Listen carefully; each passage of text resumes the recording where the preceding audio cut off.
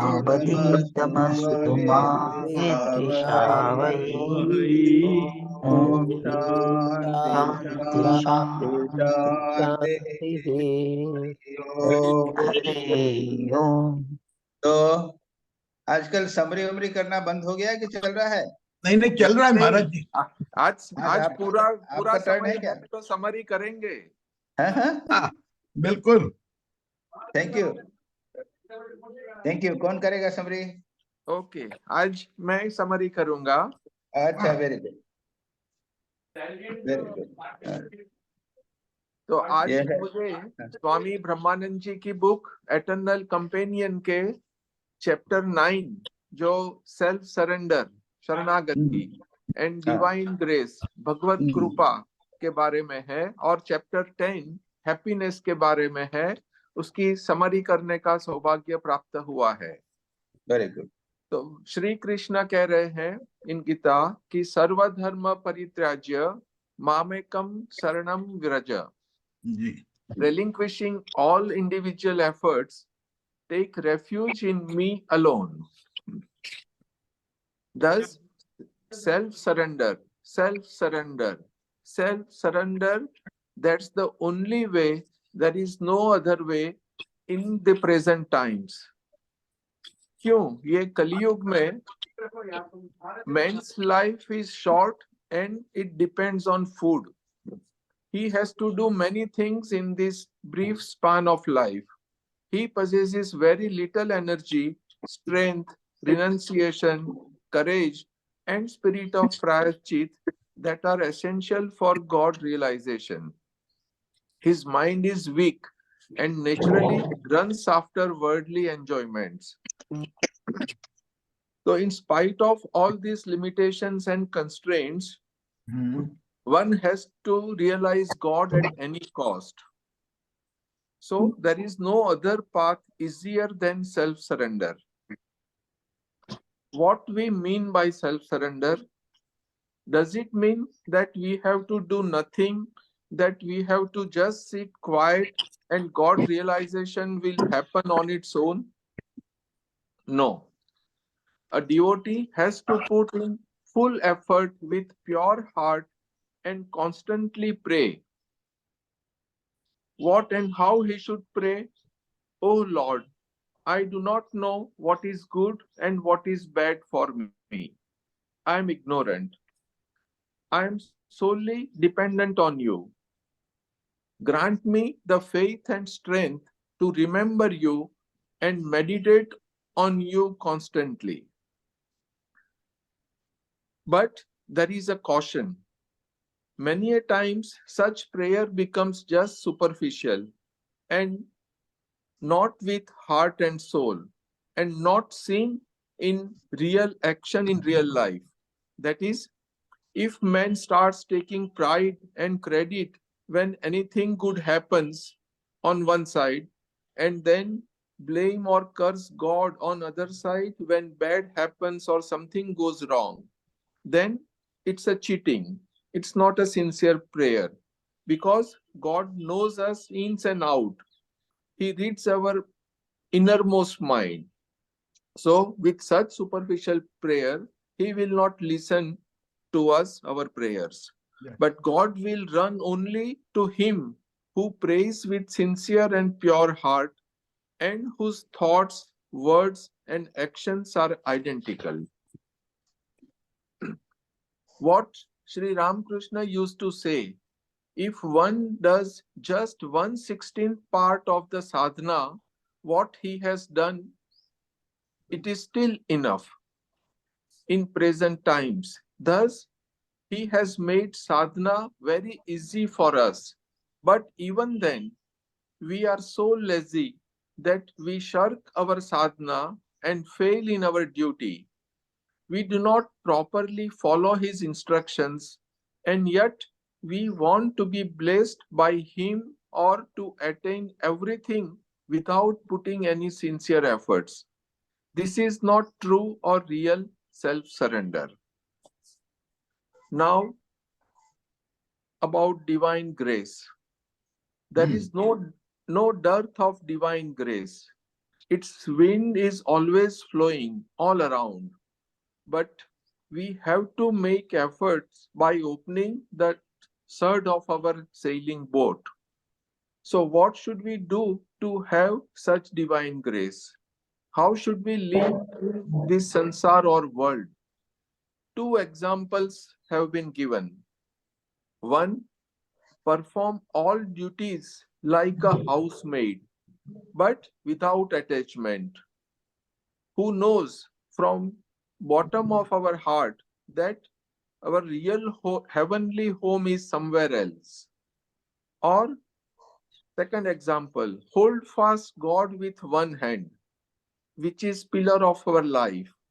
Then you may go circling around it as many times as you like. And when opportunity arises, hold that pillar with both hands. But हम तो उल्टा करते हैं.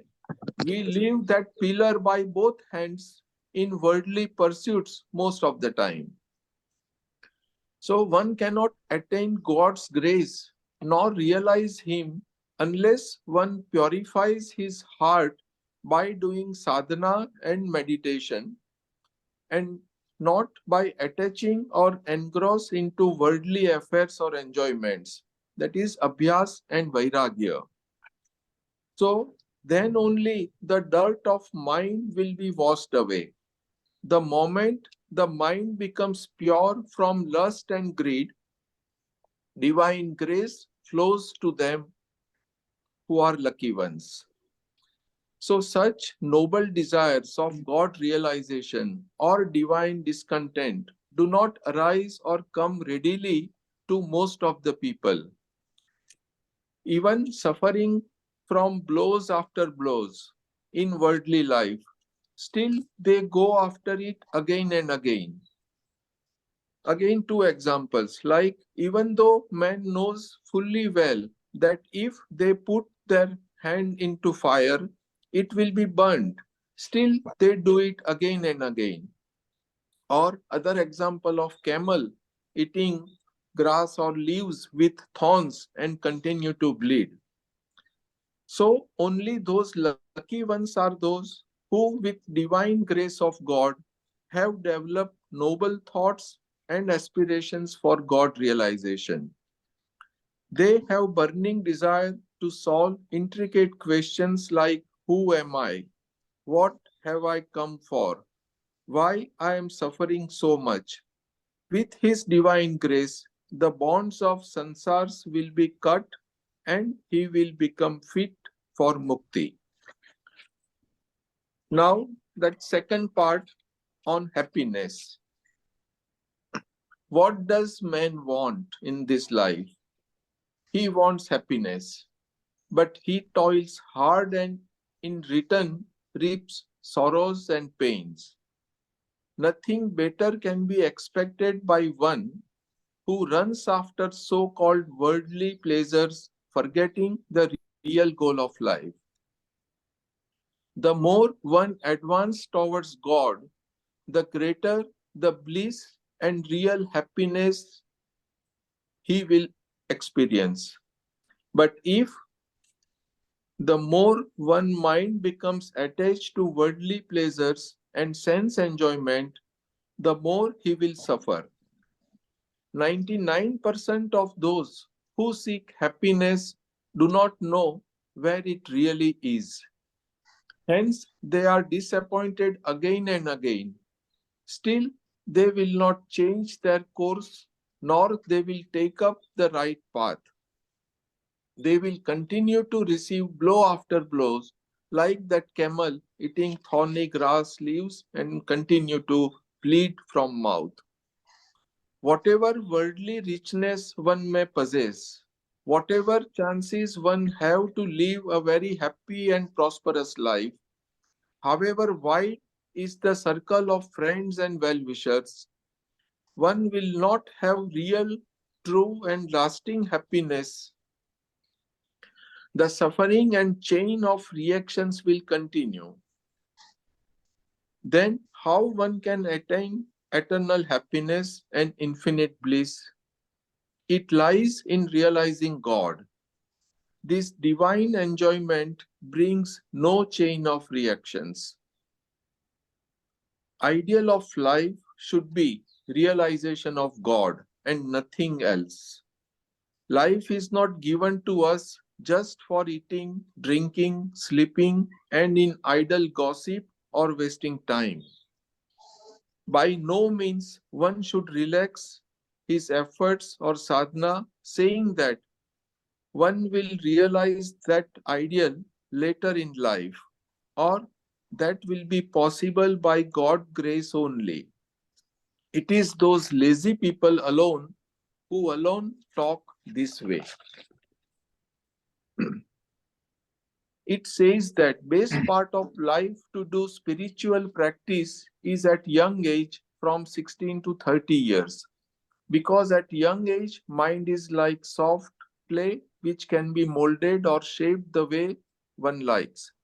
Young mind is pure and untainted, so it can be directed very easily towards God. Whatever impression the mind may receive during youth will last throughout life. If this period of one's life goes away wasted, it will be very difficult to do anything afterwards. Because at an old age, energy of mind gets easily fitted or scattered away, and one will have to make strenuous efforts to concentrate on God. So very ruthlessly, Brahmananji ends this 10th chapter on happiness saying, do you hope that after wasting valuable years of youth in useless pursuits and worldly affairs, you will be able to take up sadhana in old age? That is nothing but cheating, deceiving oneself. तो अब हमारी क्या गति होगी? Sincere efforts होते नहीं, whole hearted शरणागत भी नहीं है, तो डिवाइन ग्रेस कैसे आएगी? उस डिवाइन ब्लिस की एक झलक और ग्लिम्स ऑफ लाइट भी कैसे दिखेगी? थैंक यू, प्रणाम। मैं भी यही सोच रहा हूँ, सबके सब तो सीनियर सिटीजन हो गए। प्रणाम। सब 60-65 से आगे, हम तो 80 में चल रहे हैं। महाराज सब सीनियर सिटीजन ही धर्म में आते हैं, और हमारे क्लास में भी यही है, सारे सीनियर सिटीजन। वही घूम रहे हैं। उनको बोलने से क्या होगा कि अरे सीनियर सिटीजन नहीं होता, ये जो बाला बोता है ये भक्त शुरू में होना चाहिए। वो ठाकुर की कृपा से हम जो है कम उम्र में ठाकुर के पास आ गए, स्वामी जी को पढ़ा, इसलिए हम थोड़ा बच गए, थोड़ा सा 20-25 साल जवानी में भी हम कुछ साधना कर सके। बराबर। उसका सब इंटरेस्ट प्राप्त कर रहे हैं। ठीक है, प्रणाम। तो क्वेश्चन शुरू करें? जी महाराज जी। अच्छा, वो इतु घोष हमेशा सबसे पहले प्रश्न करती है। बिल्कुल, पहला नंबर। इतु घोष महाराज बिना पढ़ी प्रश्न करती थी। नहीं, ऐसा नहीं है, मैं देखता हूँ उसको करती है, ऐसा नहीं। क्या नहीं है क्या इतु Ghosh?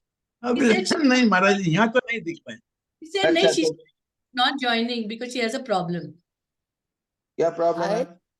She said she can't join today. She has not mentioned. Internet नहीं था अभी, शायद है, इंटरनेट नहीं था बोल रही थी। अच्छा, ओके देन।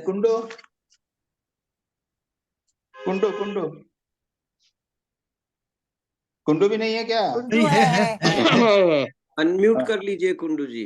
हाँ महाराज, yes Maharaj.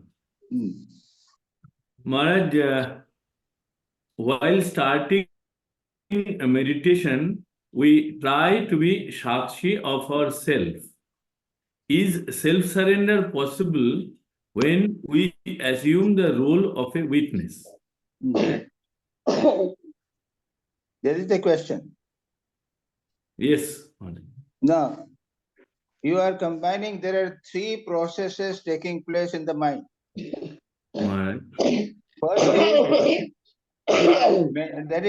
First is concentration, okay, meditation.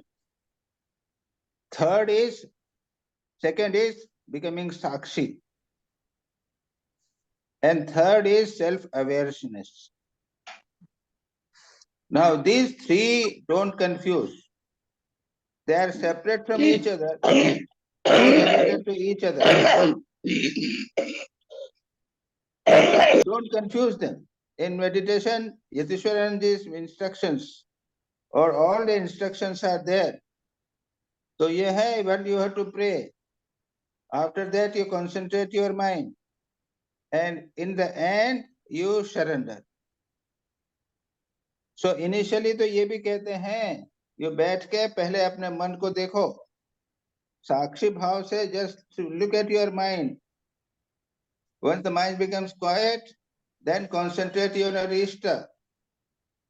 And then finally, you, in the end, you surrender everything. ये यतीश्वरानंद जी की मेडिटेशन इंस्ट्रक्शंस में बिल्कुल स्ट्रिक्ट ये पॉइंट दिए हैं. अब मैं नहीं जानता कि आप लोगों की इंस्ट्रक्शंस है कि नहीं है, लेकिन इन तीन चीजों को कंफ्यूज मत कीजिए. ये तीनों चीजें एक साथ की जा सकती हैं. You begin with prayer, you begin with साक्षी भाव. थोड़ी देर बैठकर अपने मन को देखिए, मन कहाँ जा रहा है इत्यादि निष्पक्ष भाव से. उसके बाद में मन को एकाग्र कीजिए इष्ट में, और अल्टीमेटली सारा करके उसके बाद में सरेंडर कीजिए. तो ये जो चीज है, इसको आपको हमारे ध्यान के समय भी करना चाहिए और हमारे जीवन में भी करना चाहिए. जीवन में कर्म करते हुए साक्षी रहिए, और उसके बाद में अंत में प्रत्येक दिन एंड में प्रभु दिन भर में जो मैंने किया वो मैं आपको सरेंडर करता हूँ. तो there should not be any confusion और problem with this. Is that clear? Your question is clear? Yes, Maharaj, yes. So ये जब प्रोसेस में जाके अल्टीमेटली जब खत्म करेंगे, तब जो है सब फल जो है, फल सरेंडर करके खत्म करना चाहिए. फल ही नहीं, वो भी जो हमने किया है वो भी, वो फल भी, और मैंने जो क्रिया किया वो भी एक प्रोसेस है. सब कुछ मेरा है. मैं अपने आप को, मैंने जो कर्म किया वो और उसका फल, वो सबको प्रभु मैं तुमको समर्पित करता हूँ. तो समर्पण को अपने जीवन का साधना का एक अंग भी बनाना है, लेकिन इसका मतलब ये नहीं कि एकाग्रता से नहीं करना है, सर्वकार तभी करना है. They are both separate. हाँ, ठीक महाराज. महाराज आप कहते हैं एकाग्र कर्म करते समय भी बीच बीच में थोड़ा थोड़ा जब भी समय मिले भगवान का हाँ नहीं, वो भगवान को स्मरण तो करना ही है.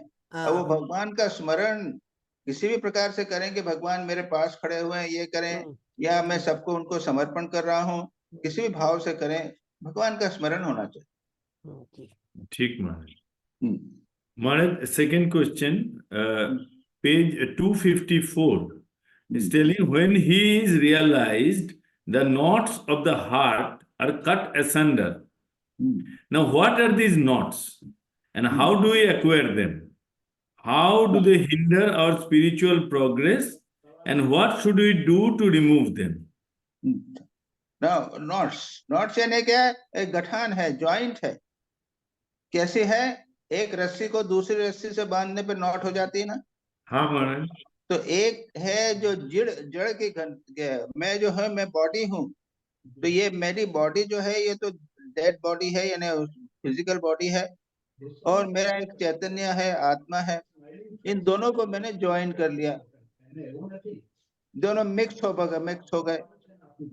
तो मैंने इस बॉडी को मैं अपना चैतन्य समझने लग गया, कॉन्शियस समझने लग गया, और उसके साथ मैं अपनी आत्मा को, अपने शरीर को आत्मा समझने लग गया.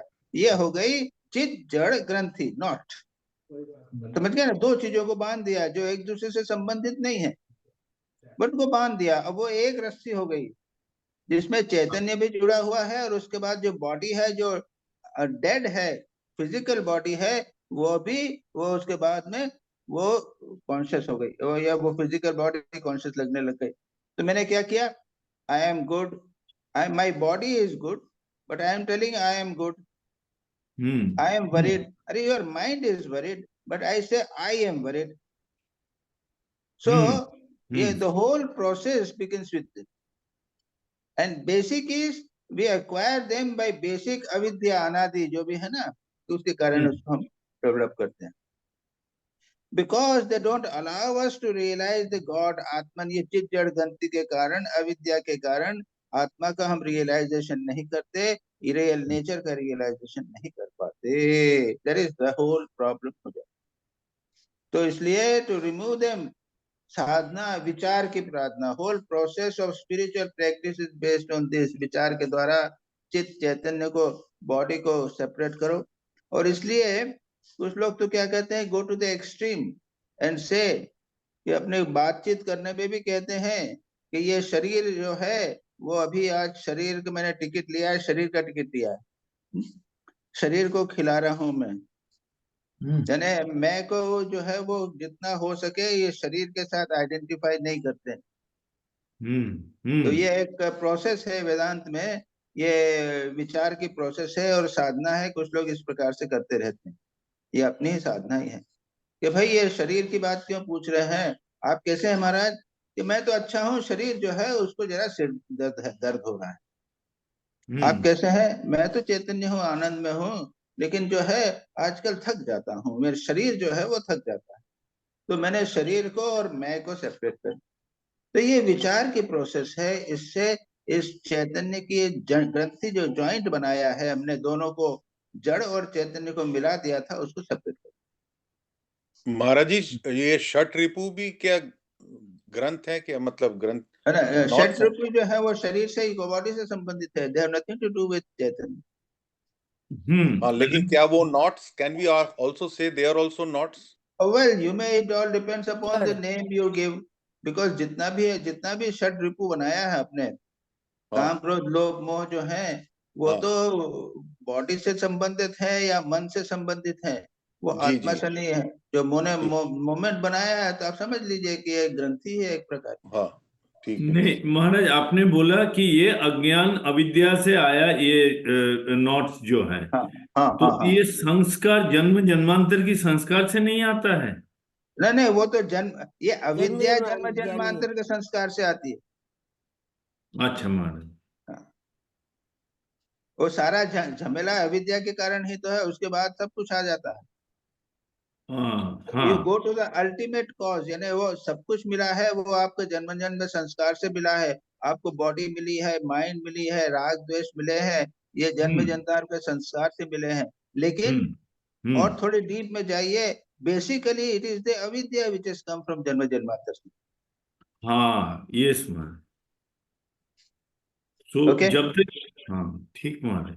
महाराज और एक मेथड है कि पैसिव में हमेशा बोलने का, मतलब मैं को हटाना है, जो मैं को हटाना, मैंने ये किया, मैंने वो किया, ऐसे काम मेरे द्वारा, मतलब पैसिव टेंस में बोलने का।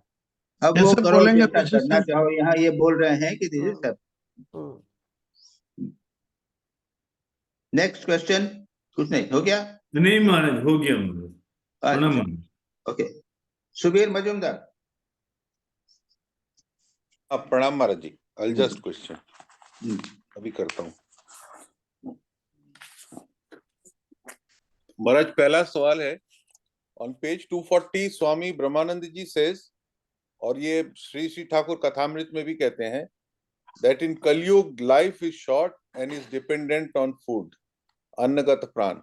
Now what does it mean? उसका एक brief description तो उन्होंने दिया है कि इस हमारे शॉर्ट लाइफ स्पैन है, हमारा एनर्जी, स्ट्रेंथ, रिनंसिएशन, करेज, तपस्या की क्षमता, ये सब नहीं होती इसमें। लेकिन मेरा सवाल यह है कि तो पहले वाले युगों में क्या होता था? वो क्या है कि अगर वो 125 बरस के हैं तो 50 बरस वो फिजिकल तपस्या कर सकते हैं ना। खाना पीना कम कर दिया, सुबह से शाम तक बैठे हैं, ध्यान कर रहे हैं।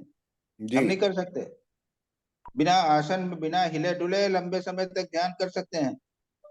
खाना कभी खाया, कभी नहीं खाया, सुबह से निकल गए, जाके तपस्या की यानी अकेला शरीर जो है वो अच्छा स्ट्रगल है, स्ट्रॉन्ग है।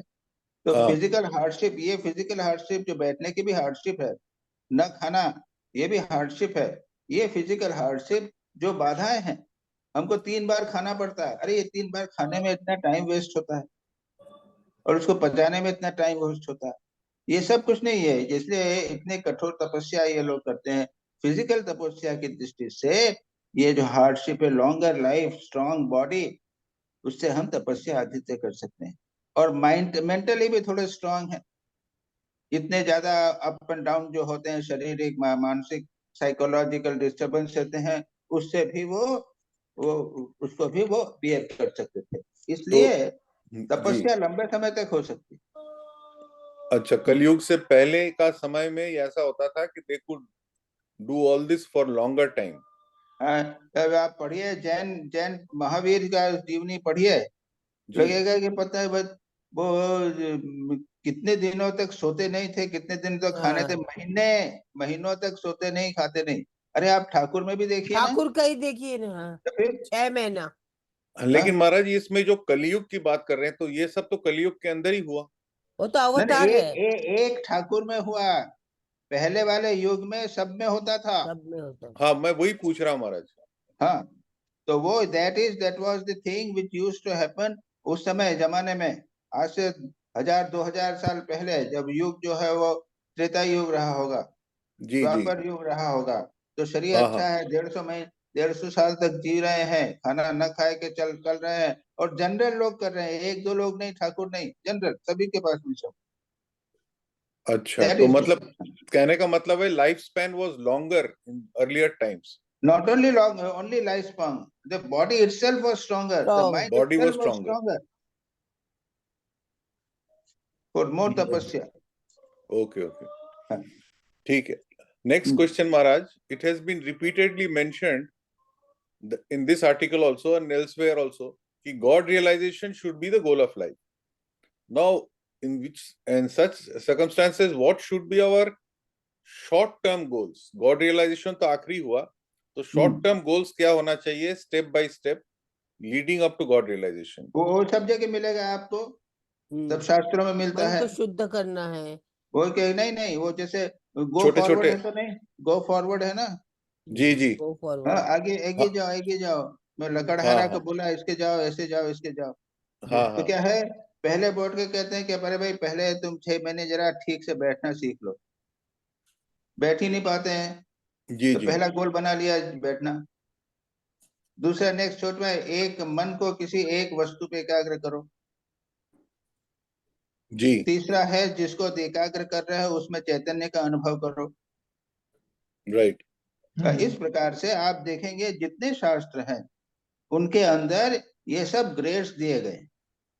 और मेरा एक आर्टिकल भी है गो फॉरवर्ड, हाँ मेरे पास है है महाराज, ना, तो उसको उसमें पढ़ रहा हूँ। विवेक वेदांत केसरी में 2014 में है।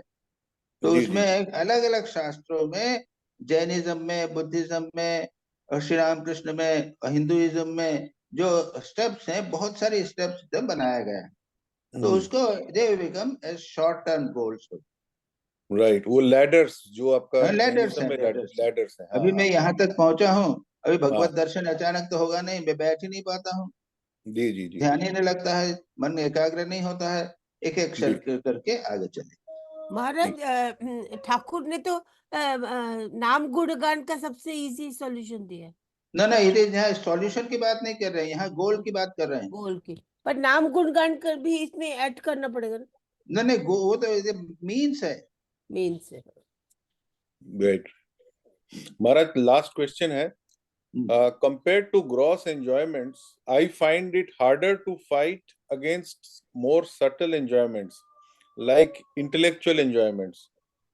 So to find everlasting happiness, what can I do about this? इसमें कैसे, इसको कैसे पार करूं? ना तो अभी तक you are only up to internal example, क्या कहते हैं आप, you get more intellectual enjoyment ना। उसको मतलब that I find it more challenging. No, or to try to develop spiritual and develop try to develop spiritual enjoyment in meditation and get attracted towards that. तुम्हारे 3 level हो गए ना, तुम यही बोल रहे हो। हाँ जी। फिजिकल लेवल हुआ, हाँ, you are not bothered about physical level. या लेकिन इंटेलेक्चुअल एंजॉयमेंट, अच्छा आर्टिकल पढ़ा है, हाँ नोट्स हाँ बनाए हैं, हम तो पहले अभी तो आर्टिकल बनाते थे, पॉइंट्स बनाए हैं, हाँ क्लासिफिकेशन किया, ये सब जी किया, उसके अंदर बड़ा ही अच्छा लगता है। जी जी नाउ देयर इज उससे ऊपर एक हायर लेवल है स्पिरिचुअल एंजॉयमेंट, राइट मेडिटेशन में एंजॉयमेंट, जप में हाँ एंजॉयमेंट, ध्यान जप में एंजॉयमेंट। उसके बाद विचार करो कि ये जितने हैं, यानी जो बाकी जितने हैं ये intellectual etcetera, they might be bondages. तो उसको करके स्पिरिचुअल एंजॉयमेंट करने का प्रयत्न करो in meditation, so that will be you will be able to go beyond intellectual. Right right ठीक है, ठीक है महाराज, दैट्स ऑल महाराज जी, प्रणाम हाँ। महाराज जी। पंकज भाई,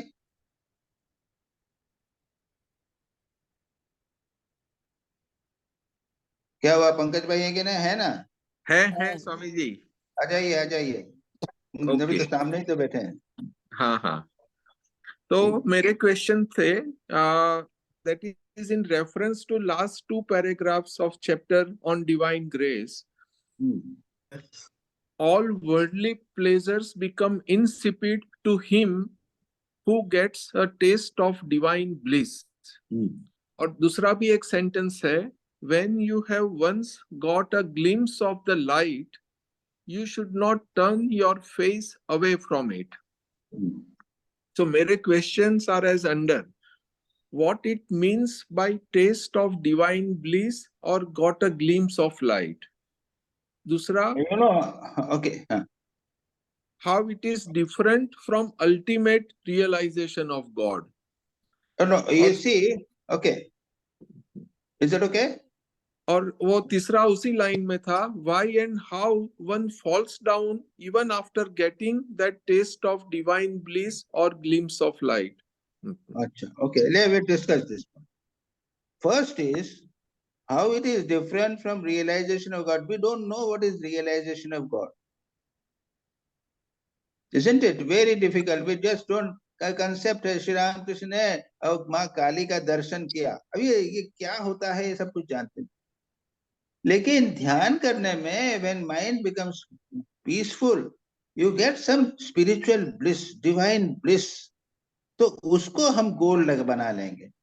Let me have little divine bliss. Let me have a good meditation and constant meditation of God. Oh yeah, my Ishta, I will get a little bliss. That is not realization of Ishta. And yet, it is a sort of spiritual practice है, उसका एक lower goal है. Is it okay? Yeah. There is, when would happen? When deep meditation, you get a feeling that there is something that is higher other than sense enjoyment. Now, इसके भी 2 aspects हैं. First is disgust or disillusionment from sense worldly enjoyment and worldly enjoyment. And second is a taste of spiritual enjoyment. Okay. तो ये दोनों में से secondly क्या है कि इसमें भी है कि desirelessness, if you become desirelessness itself gives a deep positive concentration and contentment. Actually desirelessness ही तो जीवन का लक्ष्य है. जितनी डिजायर है उसके कारण प्रॉब्लम होता है. तो ये, और दूसरा है उसके तो नेगेटिव एस्पेक्ट हुआ ये, और पॉजिटिव एस्पेक्ट हुआ ए प्रेजेंस ऑफ इष्ट. अगर आप अपने इष्ट को प्यार करते हो, then you have a concept of it, ये बहुत महान है, प्योर है, आनंदमय है, सब है. And when you have deeper meditation, you get a sense of contentment और joy in that presence of इष्ट. महाराज जी, ये तो साथ साथ चलता है ना, इसका मतलब है ना? हाँ हाँ, साथ में चलता है. हम एनालाइज कर रहे हैं एक ही पॉइंट. हाँ, the positive and negative go side by side. हाँ, पॉजिटिव हम एनालाइज कर रहे हैं, दैट्स ऑल. जी. मतलब महाराज ये डिजायरलेसनेस वही है जो माँ ने बोला है निर्वासना होना. हाँ, वही तो. अरे सारे साधना का लक्ष्य ही यह है, निर्वासना. हाँ.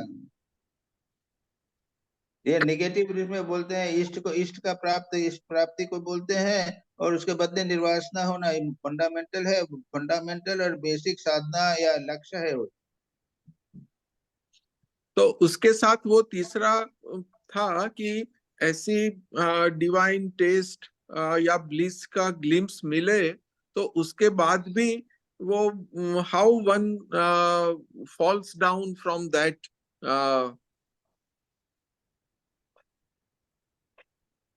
ना वैसा है कि it has not become deeper. Yeah, it has not become. Yeah, it has not become deeper. It has not become a part of your life.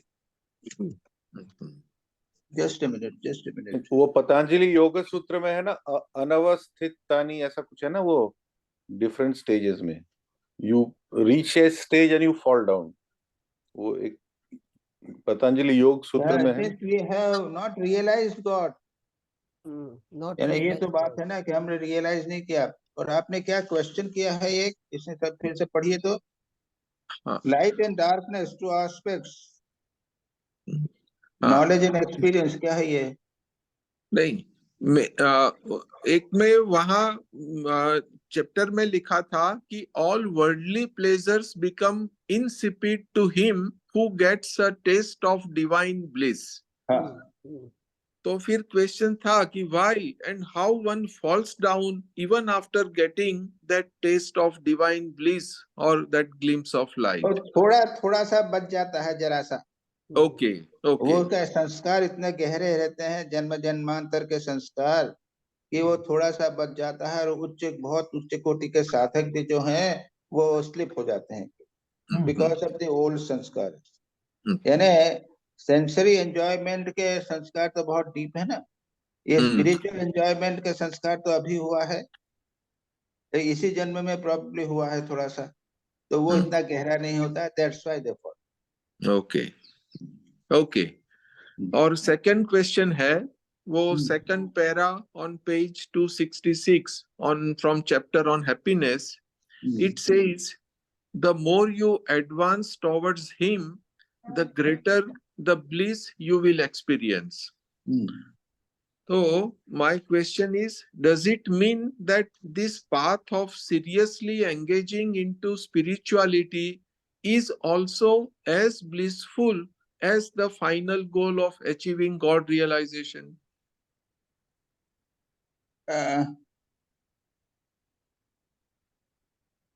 Yes, the path as well as the final goal. There is bliss at every level. याद रखिए। Okay.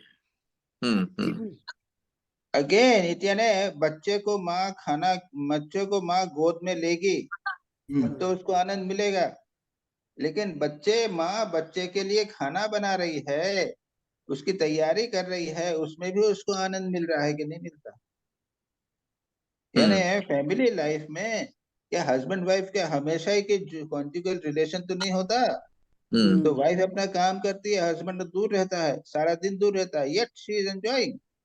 There is joy and bliss in the family life also, only not merely when there is a relationship, but itself is there. Similarly, it is there, yes, path as well as final goal, there is bliss at every level. Okay. और third para on page 266 में लिखा है, how one can differentiate between worldly pleasures, enjoyments versus real bliss, or happiness versus real eternal happiness. You know, it is when we have not really eternal happiness, तो हमने experience नहीं किया. But what we have experienced is the worldly happiness, which is transitory, momentary. अभी हुआ, अभी खत्म हो गया, उसमें सब मिला हुआ है. The difference जो है वो है जो शास्त्र में describe किया है. Or if you can have deep meditation, you can have some experience of this. So you realize that this is very, very different from the worldly enjoyment, which is transitory and as it were, जिसे कहते हैं ना, mundane है, सांसारिक level पे हमारे मन को बहिर्मुखी कर देता है और हमारे मन को ऐसा जिसे कहते हैं ना, it brings at the lower level. But when you meditate and you have a good meditation of God, your mind is elevated, it is purified and you get bliss. और अल्टीमेट रियलाइजेशन की बात तो यहाँ कर नहीं सकते, we don't know about. But तो फिर ऐसा लगता है कि छोटी छोटी हैप्पीनेस ये वर्ल्डली लाइफ में मिलती रहती है, और ये स्पिरिचुअल लाइफ के पाथ में भी जो टेस्ट ऑफ ब्लिस तो कभी कभी होती है, कभी होती भी नहीं है। तो फिर ये होता है कि ये हैप्पीनेस जो संसार की मिलती है उसको भी हम जाने दे, और वो हैप्पीनेस का टेस्ट मिलता नहीं है, तो फिर कैसे आगे बढ़े? Very you good. सी ऐसा है कि ये पंचदशी में आखिरी के 5 चैप्टर आनंद से रिलेशन है, उसको आप कभी फुर्सत से पढ़ डालिएगा। ठीक है। अच्छा, उसमें ये है कि ये जो अगर आप कॉन्शियस नहीं, एक्चुअली वो यहाँ कहा गया है कि जो आपको सांसारिक विषय से भोग से जो सुख मिलता है, आनंद मिलता है, वह भी आनंद ब्रह्म का ही आनंद है, आत्मा का ही आनंद है। अगर वो ध्यान रहे उसको, यानी ये विषय आनंद नहीं है, विषय में जो प्राप्त हुआ तो ये आनंद वो केवल उसके अंदर नहीं है, वो लड्डू या मिठाई में आनंद नहीं है। अगर लड्डू मिठाई में आनंद होवे तो अगर हमारे जीवन में दुख होवे, हमारा बच्चा बीमार होवे, तो वो लड्डू में आनंद नहीं आएगा। सही। दैट मीन्स दैट जो आनंद हमको विषय में मिल रहे हैं, वे आनंद जो है वो वस्तुतः आनंद विषयों में नहीं है, वो हमारे चैतन्य आनंद है, हमारा स्वरूप आत्मानंद है। उस आत्मानंद का रिफ्लेक्शन पड़ता है आत्मन के ऊपर। जब मन थोड़ी देर के लिए लड्डू खाया तो मन शांत हुआ, उसके ऊपर चैतन्य का रिफ्लेक्शन पड़ता है। ये सारी बातें वो उसमें आनंद में उसमें आनंद की वैल्यू, उसमें आनंद वलियों में भी दिखाया गया है। ओके। तो उसमें the point is that moment once you know that whole bliss is within ourselves, आत्मा में ही है, बाहरी विषयों में नहीं है, सारी समस्या और क्वेश्चन समाप्त हो जाए। ठीक है। महाराज जी, ये चैतन्य से मतलब क्या रहेगा कि माइंड का थिंकिंग रहेगा? हाँ, ये स्वभाव हो जाएगा। अच्छा। पहले शुरू में थिंकिंग रहेगा। हाँ, यानी आपने लड्डू खाया जी। तो सुख मिला, हाँ, आप मन को देखोगे, अरे मन, ये लड्डू में सुख नहीं है, ये तो आत्मा का सुख है जो आ रहा है। ओके। विचार करते करते क्या होगा, अल्टीमेटली ये समझ जाएंगे कि ये विषयों में सुख नहीं है, विषयों से मन अलग हट जाए। अरे आनंद अपना स्वरूप ही है जी। और निद्रा में तो कुछ नहीं मिलता, फिर भी आनंद मिलता है। राइट। वहां आनंद है प्लस अज्ञान है। तो महाराज जी, जब भी हम ये कोई काम करते या कोई अचीवमेंट होता है तो हमने ये सोचना चाहिए कि ये अचीवमेंट मेरा नहीं है। नहीं है तो मेरा, लेकिन ये आत्मा का रिफ्लेक्शन है मेरे अमन पर। जो मुझे सुख मिला, हाँ, ये सुख मिला, ये सुख जो है वो वस्तु में नहीं है, मैंने कर्म किया उसमें नहीं है, ये मेरा चैतन्य आत्म स्वरूप में जो सुख है वही मेरे मन पर रिफ्लेक्ट हो गया, मुझे अच्छा लग रहा है। महाराज, ऐसे याज्ञवल्क्य भी वो बृहदारण्यक उपनिषद में भी तो वही है कि मैत्रेयी को जो बोल रहा है कि पत्नी में आनंद नहीं है, पत्नी के अंदर जो चैतन्य सत्ता है उसका मतलब यही है। हाँ, नवा, अरे पति आता है, पति प्रिय होती, आत्मनस्तु कामाय पति पत्नी प्रियो भवति, वो तो प्रियता की बात है, वी लाइक इट। पर वहां सच पूछा जाए तो एवरीवेयर ये रिफ्लेक्शन जो है आत्मा का, उसके कारण हमको अट्रैक्शन होता है, लेकिन हम फील नहीं कर पाते हैं उसको, आत्मा समझ दैट इज साधना। यानी आनंद के अनुसार साधना करना। वो मैंने कहा ना, पंचदशी के 5 चैप्टर लास्ट के हैं आनंद वल्ली में, आनंद के ऊपर, वो उसको आप पढ़ लीजिए तो आपको समझ में आएगा कि अरे आनंद का स्वरूप क्या है। हम सारा समाज वो पुत्र में आनंद समझते हैं, लेकिन आत्मा आनंद जो है मेरे आत्म स्वरूप में ही है और बाहर के वस्तु में किसी में नहीं है। यदि होता तो कभी रहता, कभी नहीं रहता।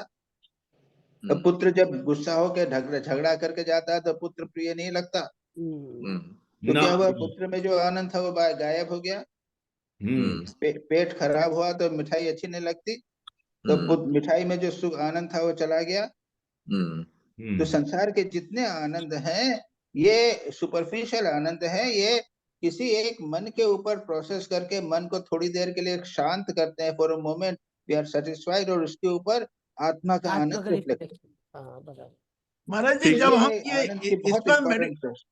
महाराज जी हम जो ये ईश्वर के प्रति मेडिटेशन करते हैं और सोचते हैं, तो ये चैतन्य स्वरूप आनंद देगा। नहीं, ये नहीं, चैतन्य आनंद तो जितने भी आनंद है सब चैतन्य स्वरूप आनंद है। चैतन्य स्वरूप है। तुमने लड्डू खाया उसमें भी आनंद हुआ, तो चैतन्य स्वरूप ही आनंद है। लेकिन वहां पर क्या है कि तुम बॉन्डेज में पड़ गए हो, तुम उसमें समझ रहे हो कि वो लड्डू में है, लेकिन लड्डू में नहीं है। That is the point. महाराज हमें तो ये तो पता है कि आनंद जो है सब आत्मा का ही है, लेकिन तो कहाँ हमारा पता है? उसके तुमको सतीश जी को पता होगा, बाकी सबको तो नहीं मालूम।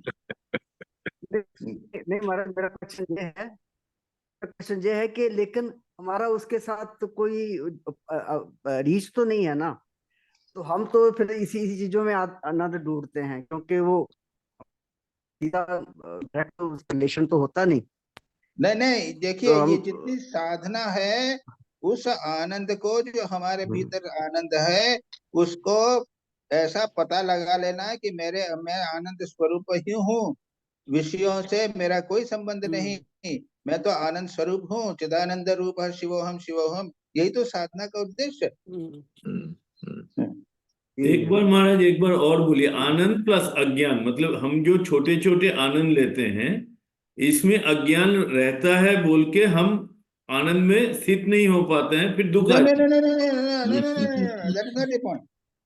जो आनंद मिलते हैं उसको हम उस वस्तु में दे देते हैं, लेकिन वो आनंद हमारा आत्म स्वरूप का ही आनंद है, जो क्षण भर के लिए मन शांत हुआ उसमें रिफ्लेक्ट हो गया। That is the point. Remember, जितना भी आनंद संसार में मिलते हैं ये सब विषय आनंद भी होवे, लेकिन आत्मा का आनंद विषय में नहीं है।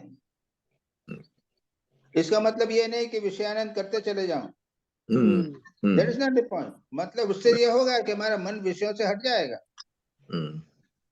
और फिर ऐसा भी है कि जब हम शांत बैठते हैं, विषय नहीं है, कुछ भी काम नहीं है, बातचीत भी नहीं कर रहे हैं, भजन भी नहीं गा रहे हैं, तो भी हम आनंद के अपने स्वरूप में विद्यमान।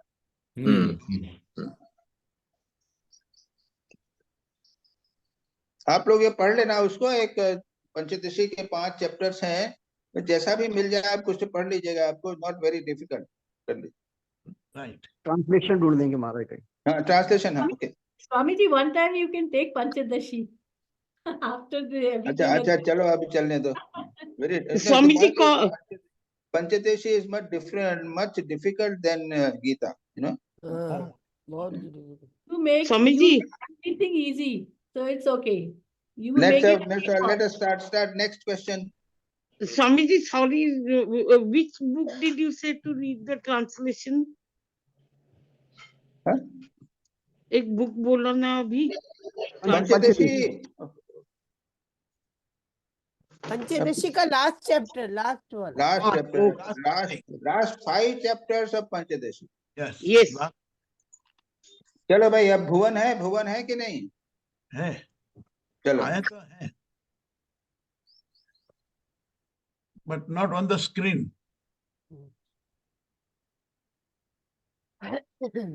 No, she's not on the. हाँ, आ गए।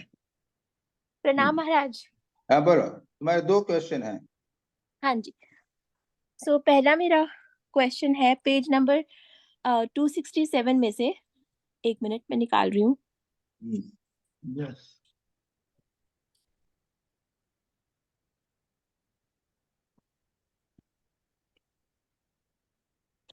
The divine enjoyment of realizing God brings no reaction of sorrow or pain. But we hear that Samadhi brings reactions to sadhaks because our nerves are not strong enough.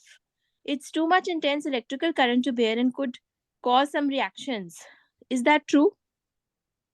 You see, is Samadhi so easy? You are talking just simple. नहीं You नहीं know, after severe austerities, it has done. Secondly, body breakdowns because of tremendous joy. You know, or physical stress नहीं होता. The physical stress or mental pain, but physical stress. You know, आप rebound की बात करते हैं, mental rebound नहीं, physical body जो है बॉडी क्लियर नहीं कर पाती. Then third point is, Swami ji Thakur बोलते हैं, when the vision goes away, Shri Ramakrishna used to say, the separation, the pain of separation as Shri Ramakrishna used to have.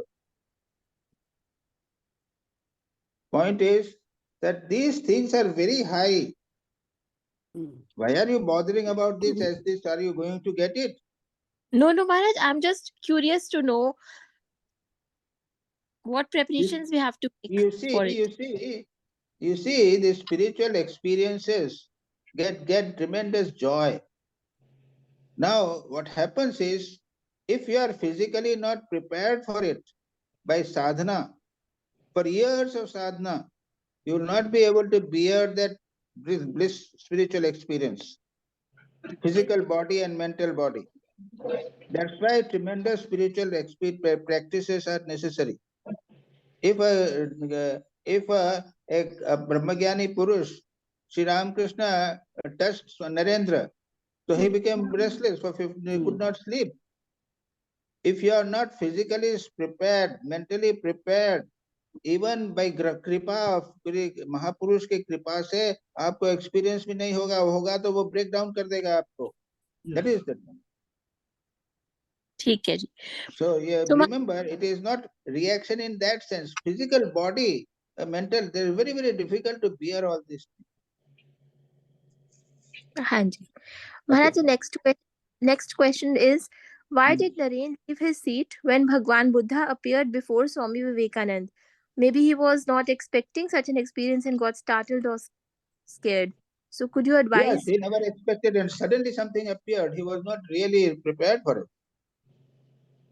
And that's why he got up. हाँ जी. Thank you, But Maharaj. then suddenly, what is this? Yes, Maharaj. Maharaj, one more question, Maharaj, how can we avoid complacency in spiritual life so that we are not satisfied with just a little peace of mind? It depends upon the individual. You know, when you read spiritual practice के बारे में हमेशा बोलते हैं कि continuous, you know, Patanjali ज्योतिष में क्या कहा है? दीर्घ काल निरंतर्य सत्कारा सेवतो दृढ़ भूमि. Continuously you will have to do spiritual practice. Nirantarya, without break you will have to do. For a dirgha kal, for a long time, it has been already told in the spiritual practices. Everywhere it is told in the Shastra. By this question, it is a very, very important thing. Yes, Maharaj. Thank you, Maharaj. Now, Pankaj Bhai ho gaya, then Bhuvan हो गया. दिलीप भाई आ जाओ. जी महाराज जी प्रणाम. महाराज जी मेरा पहला जो सवाल है वो तो मैं ड्रॉप कर रहा हूँ. We go to the second question. In this Kali Yuga, man's life is short and it depends on food. Now Maharaj ji, my question is, what Brahmanand ji wants to say by this sentence of depends on food and a short period of life? यानी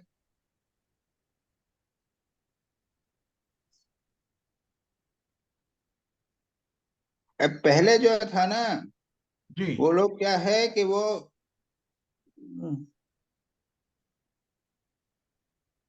उस जैसा मैंने कहा ना कि चले जाते थे, खाना खाया नहीं खाया, 2 दिन 3 दिन तक उपवास कर लिया. और महावीर जो है वो पता नहीं कितने महीनों तक साथ नहीं खाना खाते थे, चल जाते थे, शरीर चला लेते थे. आजकल जो है सारी तपस्या जो है वो शरीर पर निर्भर करती है, ठीक होना चाहिए. तो बहुत लंबे समय तक बैठ नहीं सकोगे without food. Earlier sadhus used to do it. Physical weakness आ जाएगी. we will not be able to bear the stress. That is why it is called food. Shri Ramakrishna जी ने कोई वो तो चला लिया था, कई दिनों तक नहीं सोए। हम लोग तो यानी 8 घंटा भी हो गया तो थोड़ी झपकी आने चाहिए, नहीं तो हम काम नहीं चलता है। मतलब ये है कि ये सारा शरीर के ऊपर निर्भर करता है, और शरीर जो है वो फूड के ऊपर निर्भर करता है, इसलिए कहा है कि डिपेंड ऑन फूड। अच्छा, तो महाराज जी, जो आज की जो हमारा शरीर का वो बना है, कॉन्स्टिट्यूशन जो बना है, वो पुराने जमाने का जो था 2000 साल पहले, उसमें क्या कंस्ट्रक्शन में डिफरेंस था क्या? भैया मैं मेडिकली क्या बताऊंगा, उनका ब्रेन लिवर ज्यादा स्ट्रांग था या किडनी स्ट्रांग थी, या उसके अंदर स्टमक थे, उसके सेल्स जो डिफरेंट थे, ये मैं कैसे बता सकता हूँ भाई? तुम यही पूछ। प्लीज। अच्छा, second question on the same page 249. Oh Lord, I do not know what is good and what is bad for me. I am solely dependent on you. Grant me all that I need for spiritual life.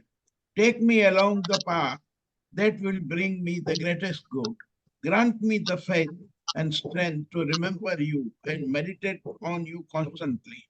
Maharaj ji, by this prayer, our mind gets new thoughts and we have to act accordingly. How we know these new thoughts have come in our mind by the God? नहीं तो ये तुम पता चल जाएगा कि भगवान से प्रार्थना कर रहे हो तो भगवान ने तुम पर कृपा की है।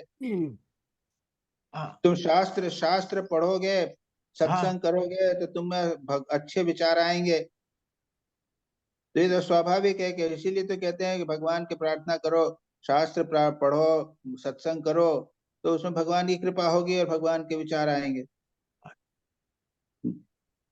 तो जो भी यदि ये हमने शास्त्र पढ़े या प्रेयर की, तो उसके बाद जो भी थॉट्स आते हैं तो वी शुड अंडरस्टैंड कि ये ईश्वर की कृपा से सही विचार आए।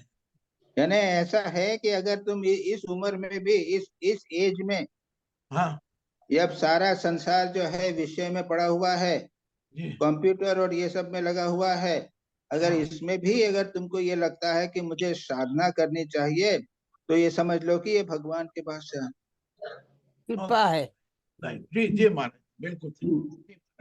Page 250, see that your thoughts, words and actions are identical.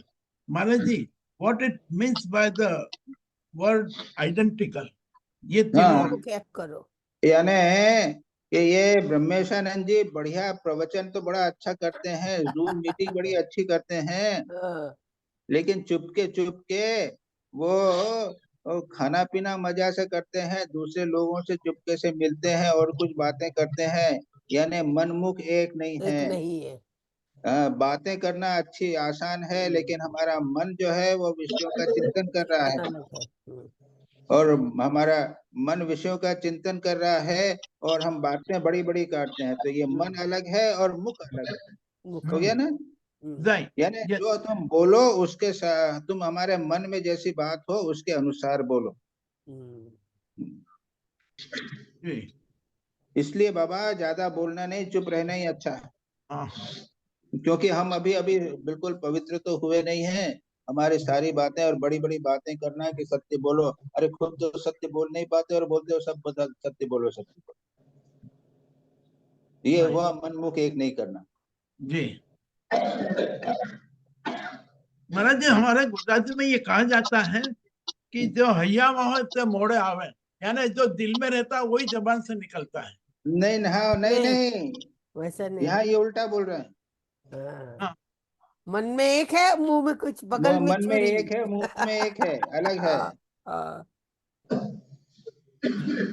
आज के जमाने में तो मुंह में जो आया, मन में आया ना, मुंह में बोल नहीं सकते तुम, याद रखो। उल्टा है। जने सामने वाला आदमी आया, तुम जानते हो, तुम उससे पसंद नहीं करते हो, अच्छा नहीं है वो, हाँ तुम बड़े अच्छे आदमी हो, वाह वाह कितना अच्छा हुआ, बोलते हो कि नहीं बोलते? जी जी, हिपोक्रेसी पूरी। तब चुप रहना ही ठीक है। जी, page number 254, the divine mother alone knows in how many ways man is deluded. What is the meaning of this sentence? In a colloquial language, भगवान ही, divine mother का मतलब भगवान ही जाने, बस कहते हैं ना। जी अरे भाई in a- भगवान ही जाने कितने प्रकार से मनुष्य पकड़ में हाँ, आते हैं, और कुछ नहीं। तो वही वही दोनों का मीनिंग एक ही है, ईश्वर एक सब ही कुछ। है, डिवाइन मदर यानी भगवान। जी जी एग्जैक्टली। भगवान ही जानता है कि किस प्रकार से कितने लोगों से कितने प्रकार से हम फंस जाते हैं। Okay, right. Now, 254 again, page number 254. Every person conceives God in his own little way, but our conception of God should not be so limited, for he is all comprehensive. He is not perceptible to the mind and the intellect. He to whom God is pleased to reveal his mysterious alone can realize God's nature, and when he is realized, the gates of knowledge are opened. The knots of the heart are cut as under, and infinite wisdom is attained. Only when man realizes this state can he fully understand the relation between God and himself, that God is his own and he is God's. Maharaj, my question number one, what is the meaning of little way? How to please? And further, it is written that Divine Mother. एक एक करो। हाँ, what is the meaning of little way? अब भगवान को हम कितना समझते हैं? हमने समझ लिया भगवान जो है वो बैकुंठ में रहता है, उसके 4 हाथ हैं, शंख चक्र गदा पत्र है, पद्म है, ये हमने भगवान को समझा ना। हाँ, तो ये तो बच्चा भी समझ लेता है जी। लेकिन दूसरे संत के पास जाओ तो वह क्या भगवान करुणामय है, सर्वव्यापी है, सर्वसाक्षी है इत्यादि बोलता रहता है। हाँ, और तीसरे के बाद बोलोगे कि नहीं वो तो अंतर्यामी है, क्षण भर सब कुछ तुम्हारे संसार के सारे प्राणियों के बीच में है, वो सबको चला रहा है। तो हम भगवान को कितनी अपनी छोटी बुद्धि से जो समझते हैं भगवान को समझते हैं, क्या भगवान इतना छोटा है भाई? अच्छा, दूसरा क्वेश्चन पूछो। How to please God? Further, it is how to please God. वही जूम मीटिंग अटेंड करो, तुम भगवान को प्लीज कर लो। जय हो जी। तपस्या करो। अरे धर्म, सारा धर्म इसीलिए है। Now, how to please God? It is written. Further, मैं यही तो बोल रहा हूँ, रेगुलरली जूम मीटिंग अटेंड करो, भगवान प्रसन्न हो जाएंगे। अरे साधना करो, तपस्या करो, ध्यान जप करो, भगवान का चिंतन करो, प्रार्थना करो, इससे भगवान प्रसन्न होंगे। हाँ बिल्कुल महाराज जी, ये बराबर आपने कहा, पर तीसरा इससे भी शॉर्टकट है जो इन्होंने लिखा है। Further it is written that divine mother's mercy, बस उसके सिवाय कुछ भी नहीं। ओ इजीली नहीं आएगा। हाँ वो ऐसा है ना कि भगवान की मर्जी, उन्होंने कहा इतना आसान नहीं आता। तब चुपचाप बैठे रहो, देखो आएगा कि नहीं आएगा। देखो ओके कुछ तो करना पड़ेगा, सत्य अहिंसा ब्रह्मचर्य सबका पालन करना पड़ेगा। चलो हाँ, next question on page 255, how to please God, what are the possible ways, are any one of the 4 bhakti yoga, jnana yoga, karma yoga and Rajyoga can please God? अरे कई प्रकार के हैं, अब भगवान को कुछ तो करो, कई उपाय बताए गए हैं। वो ये एक ही क्वेश्चन जो पहले क्वेश्चन किया उसी क्वेश्चन को फिर से कर रहे हो तुम। What is the meaning of purification of body?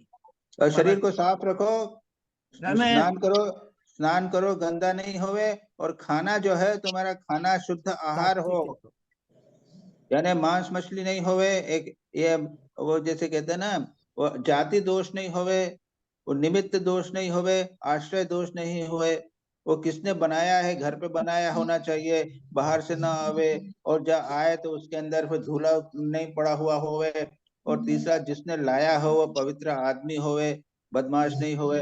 ये ऐसे है, शरीर के अन्न के शुद्ध अन्न के द्वारा ये शरीर भी शुद्ध होता है, मन शुद्ध होता है, और शरीर को स्नान करो तो शुद्ध रहेगा। वो स्नान देते महाराज जी, पर ये purification of body and the purification of mind is one and the same? नहीं, मन तो अलग है, शरीर अलग है। और लोग हैं बढ़िया, रोज स्नान करते हैं, दिन में 3 बार स्नान करते हैं, लेकिन जाके काला बाजारी करेंगे।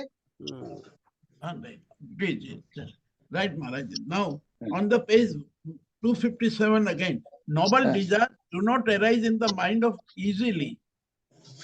they arise only through the special grace of God. Maharaj ji, how the special grace of God comes? Is it only through worldly sorrows? These sorrows also given by God. What I understand that only through pleasures and mercy of God, everything is possible. Even innumerable blows and sufferings are also given by God. ठीक है, Right?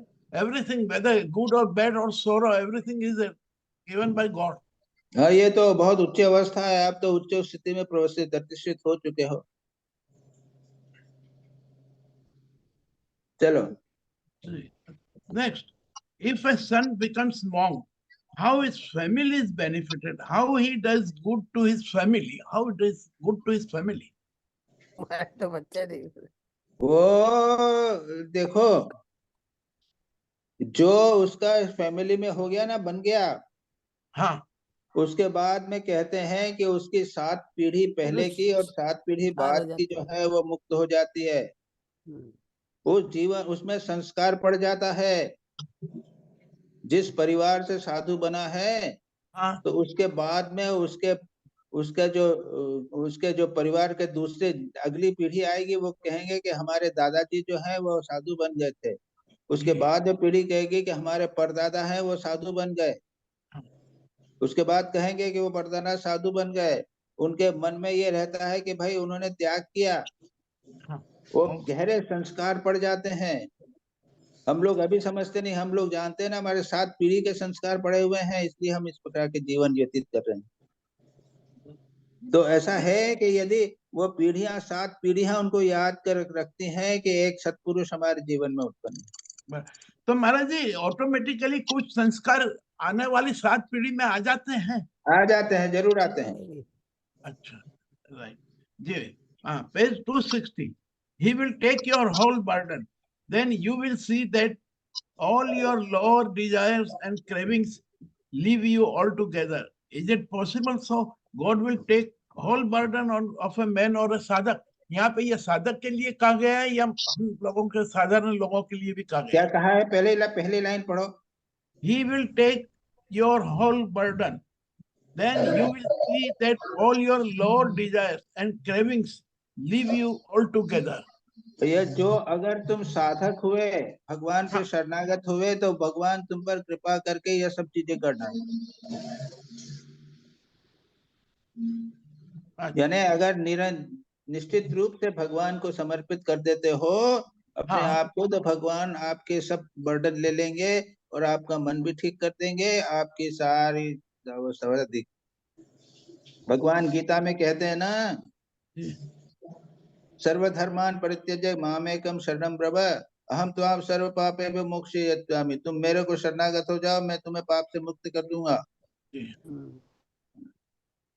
तो ये विधान है, पूरा भगवान पर शरणागति होने पर भगवान सारी व्यवस्था कर देते हैं, खाने पीने की व्यवस्था कर देते हैं और आध्यात्मिक मुक्ति की भी व्यवस्था कर देते हैं।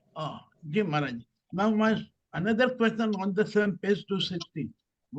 Work can never be the goal of life, but selfless work is a means to God realization.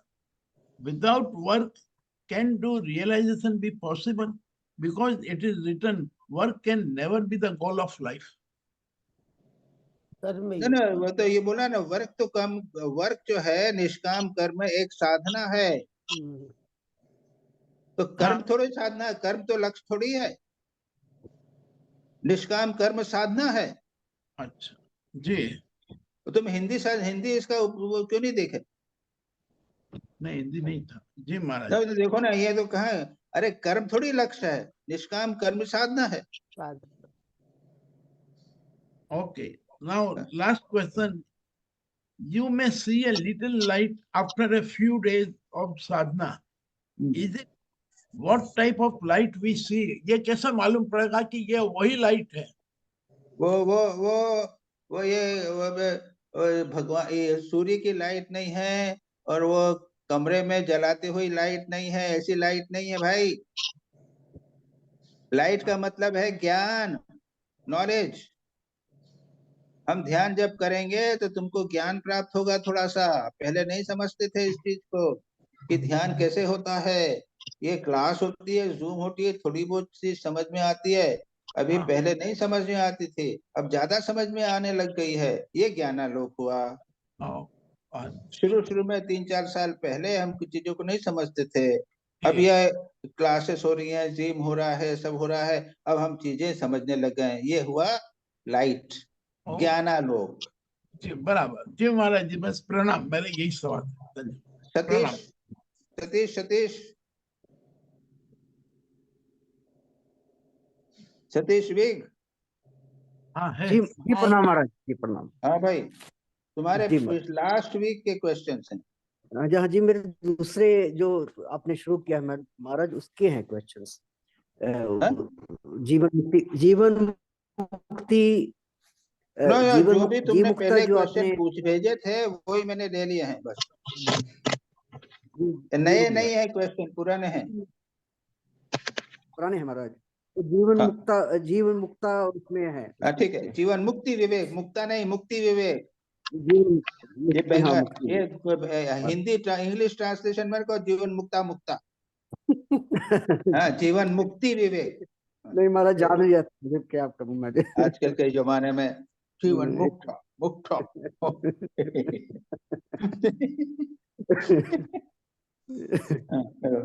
महाराज उसमें है pages 28-29। Although the inherent nature of the mind cannot be neutralized, its naturality can be made ineffective through yoga. Hence, no vritti arises in the mind of a yogi or जीवन मुक्त। हमारा जो कह रहे हैं कि इसकी जो मन की जो इनहेरेंट नेचर वो नहीं चेंज की जा सकती, न्यूट्रलाइज की जा सकती है। हमारे दोनों में क्या डिफरेंस हुआ, क्या फर्क हुआ? क्या हमारा मन जो है उसमें यहाँ क्या लिखा हुआ है कि बोथ योगा एंड नॉलेज।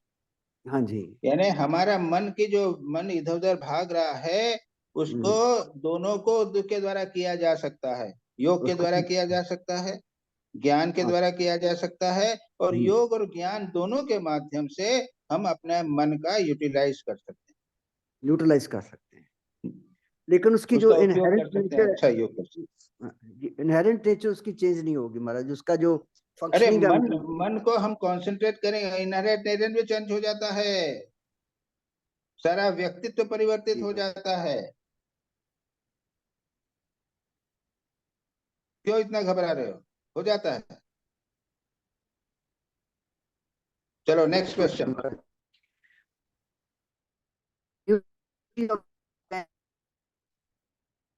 तुम्हारा कंप्यूटर ठीक करो, गायब हो जाता।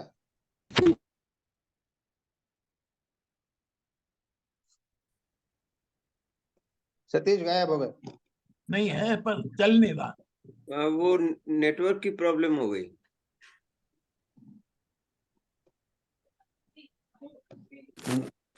सतीश जी मैं तो वीडियो अपने ऑफ एक करके ऐसे बात स्थान पे आके बैठता हूँ जहाँ नेटवर्क की प्रॉब्लम नहीं हो। सतीश जी वीडियो ऑफ कर दो सर। जी मैंने ऑफ किया है। मैं अब आप अच्छा, अब सेकंड क्वेश्चन।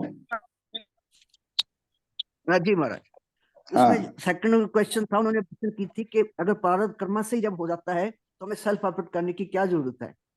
तो उसके आंसर में उन्होंने क्लैरिफिकेशन में कहा कि self effort is also necessary. Maharaj self effort का यहाँ क्या मतलब हुआ? Whether it is in the form of Karma और एक्सरसाइज ऑफ विल पावर। कर्म योग होता है या कर्म कांड, क्या होता है ये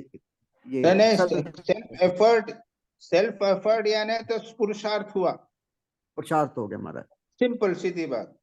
तो पर वो क्या कहना चाहते हैं कि प्रारब्ध कर्मा से भी हमारा जो योग होता है? नहीं, प्रारब्ध कर्म को हम कंट्रोल करेंगे सेल्फ एफर्ट से। जी। प्रारब्ध कर्म में जो उपयोगी चीज होगी उसका यूज होगा, प्रारब्ध कर्म में बुरे होंगे उनको हम कंट्रोल करेंगे। जी, लेकिन हमारा प्रारब्ध कर्म में तुम्हारा जो डेस्टिनी जो है वो अपनी मर्जी फिक्स करता है, हमारा उसको प्रभावित करता है। अगर प्रारब्ध कर्म इतनी स्ट्रांग होंगे तो देखो, प्रारब्ध कर्म से बड़े बड़े पापी लोग थे प्रारब्ध कर्म के कारण। हाँ जी, वो पुरुषार्थ से उन्होंने अपने जीवन को परिवर्तित किया कि नहीं किया? जी महाराज दोनों जरूरी है कहने का मतलब, दोनों। जी महाराज, अल्टीमेटली तो हमें प्रसार ही करना पड़ेगा ना महाराज। ठीक है, अल्टीमेटली तो हमारे लिए तो पुरुषार्थ ही है ना, प्रारंभ कर्म तो हम चेंज नहीं कर सकते। कहने का क्या भाव है? तो यही है। पुरुषार्थी है। Ultimate- हाँ हाँ हाँ हाँ। जी जी महाराज। Second question. हाँ। Third question, quality such as study of scriptures and holy company are acquired by practice from childhood. Maharaj, what does this mean? Can these qualities be not acquired in advanced stages of life? Yes, they can be acquired in advanced stages also of life. जी जी जी Maharaj. Otherwise, why should we, what we all of our senior citizens sticking together? जी जी But we are Maharaj. doing, but in young age करने से कितना आसान हो जाता है, सोचो। कितना आसान हो जाता है, उसका बहुत बेनिफिट होता है बस महाराज। हाँ, चलो। Next question Maharaj, desire like rivers tend to flow through good and evil channels. By human effort, they are made to run through good channels.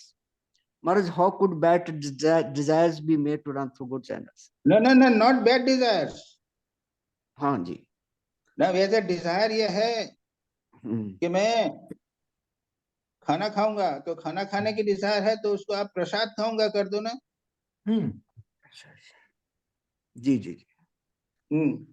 इस तरह का हो सकता है, लेकिन नॉर्मली गुड डिजायर्स है, you have to have good desire. Desire itself is there, सब में है इच्छा, लेकिन अच्छी इच्छा होनी चाहिए।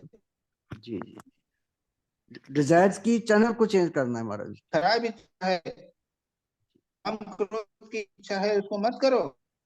जी जी जी बुद्धों के महाराज। अंदर काम करना है तो काम, क्रोध करना है तो अपनी बुराइयों के प्रति क्रोध करो। जी जी जी। नेक्स्ट क्वेश्चन महाराज, in deep sleep although the senses of Jivan Mukta are awake, still there is no sense perception and mental cognition. Maharaj, then how the senses can be said to be awake? अगर इसमें sense perception नहीं है, क्या mental प्रश्न क्या cognition तुम्हारा, पूछे फिर से पढ़ो। हाँ। जी महाराज। In deep sleep, although the senses of Jivan Mukta are awake, still there is no sense perception and mental cognition. महाराज उन्होंने कहा था कि जो जीवन मुक्ता जो डीप स्लीप में भी है, फिर उसके सेंसेस जो होती हैं वेक होती हैं, वो कैसे होती है महाराज? अब ये भाई ऐसा है कि जीवन मुक्त जो है ना, हाँ जी, वो तो ऐसा पूछा जाए तो एक प्रकार से कहते हैं कि जीवन मुक्ति एक ऐसी स्थिति है कि वो शरीर जागृत और स्वप्न सुषुप्ति इन सबसे परे की स्थिति। तो वो एक श्लोक है, उसमें यह है कि सुषुप्तोपि जागृतो, ये श्लोक है, उसका मीनिंग क्या, वो सोते हुए भी जागृत रहता है। यानी बाहरी दृष्टि से लगता है कि सो रहा है, लेकिन उसकी आत्मा सदा जागृत रहती है, इस प्रकार से। जी जी। और दूसरी गीता में महाराज या निशा सर्वभूता नाम, या निशा सर्वभूतानां वही या निशा सर्वभूतानां तस्यां जागृति संयमी। उसी प्रकार वो जीवन मुक्ति विवेक में भी इस प्रकार का श्लोक है। महाराज जी, अवधूत गीता में वो अवधूत है जो उद्धव गीता में मिले थे, वो अवधूत के जीवन मुक्त थे महाराज? जो डिस्क्रिप्शन अवधूत की है उद्धव गीता में, क्या वो जीवन मुक्त? हाँ, जीवन मुक्त।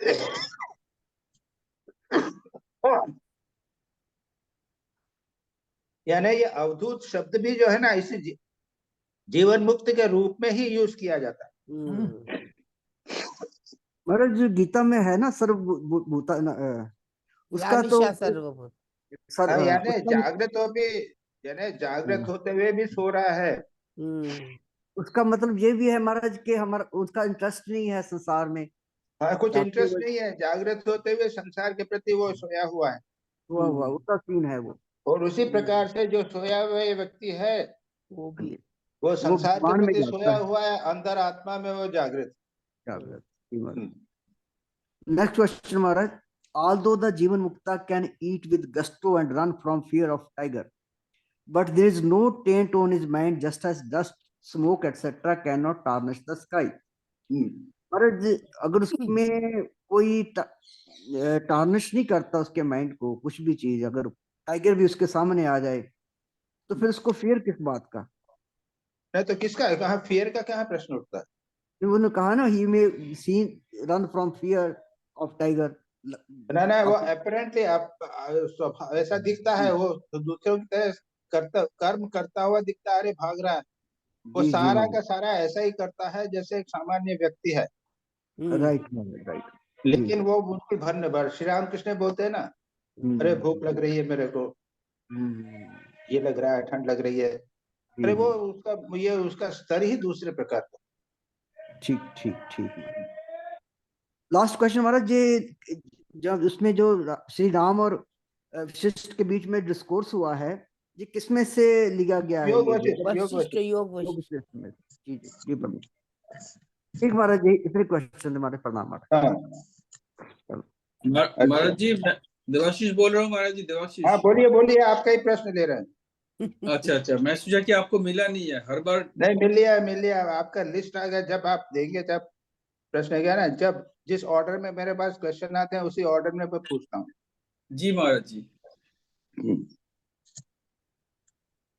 बोलिए। अच्छा, मैं करूँ? अच्छा, मेरा एक ही क्वेश्चन है महाराज जी। My question is, how can we surrender with this mind whose very nature is to go down?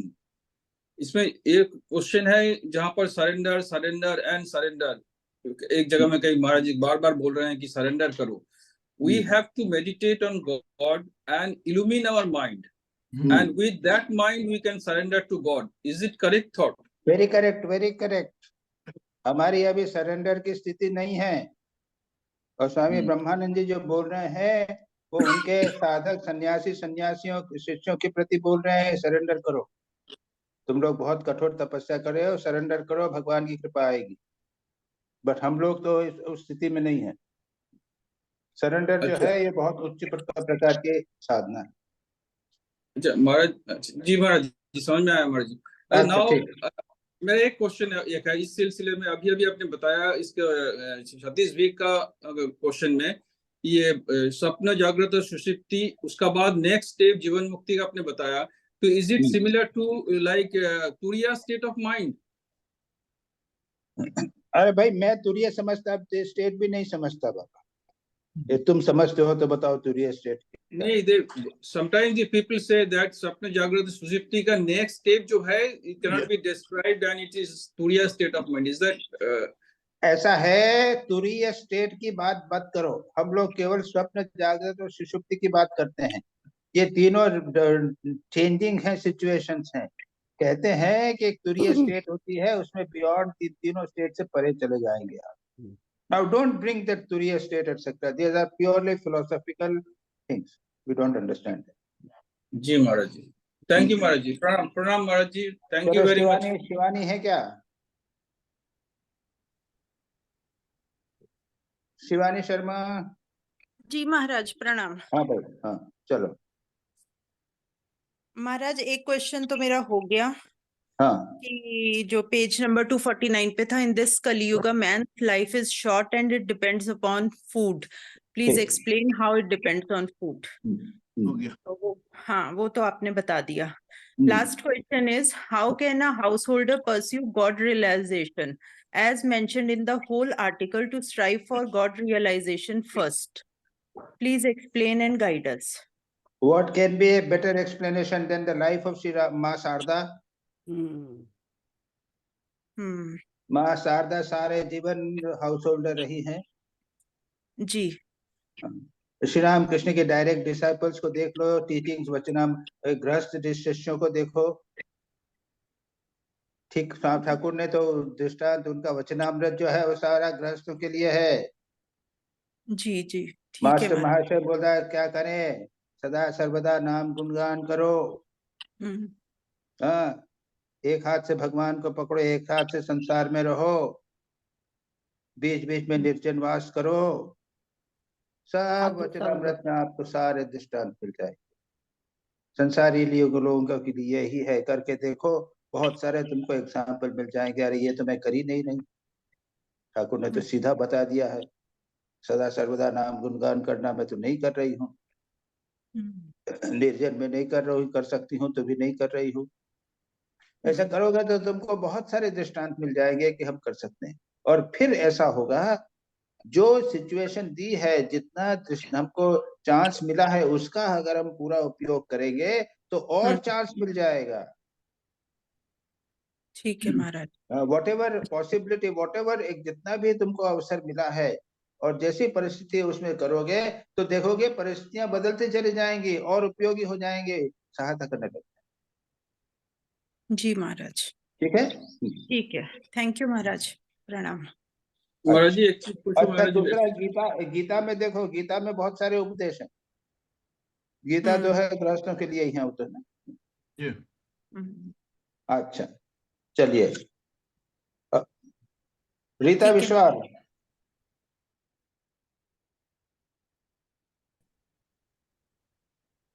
Rita विश्वास है? Yes, Pranam Swamiji. हाँ भाई, चलो। Swamiji, my first question. Part 2, Chapter 9, Self-Surrender and Divine Grace, page 254, last paragraph.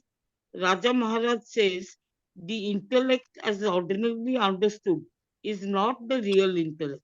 What is the real intellect? How to know the real intellect? Now,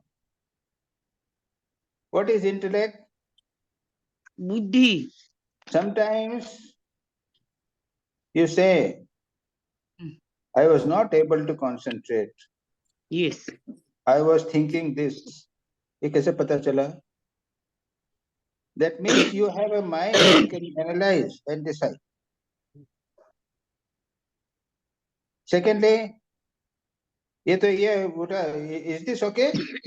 Yes, Sit quietly and see your thoughts. How can you see your thoughts? That is the question, or intellect is the question? Intellect is the question. What is the real intellect? And how to know it? What is the sentence? Original में क्या है? Origin is the intellect as ordinarily understood is not the real intellect.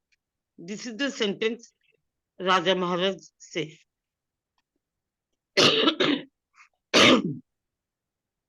You see, real intellect means purified buddhi, शुद्ध बुद्धि।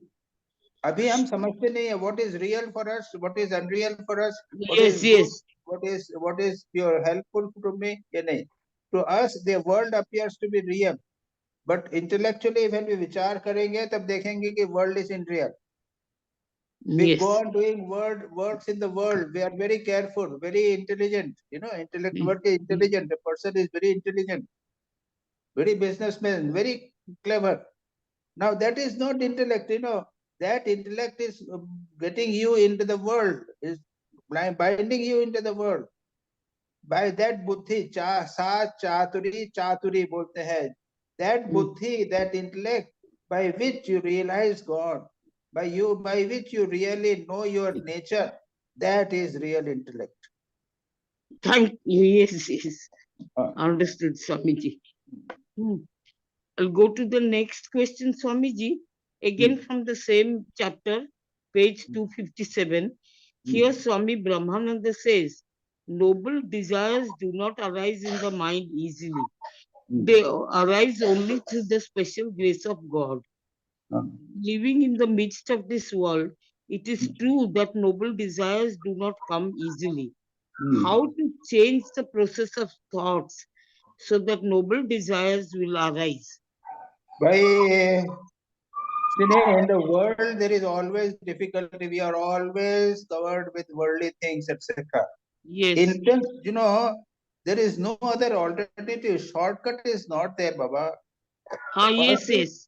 True, every day intensely pray to God that please give me noble desires. Please purify my mind.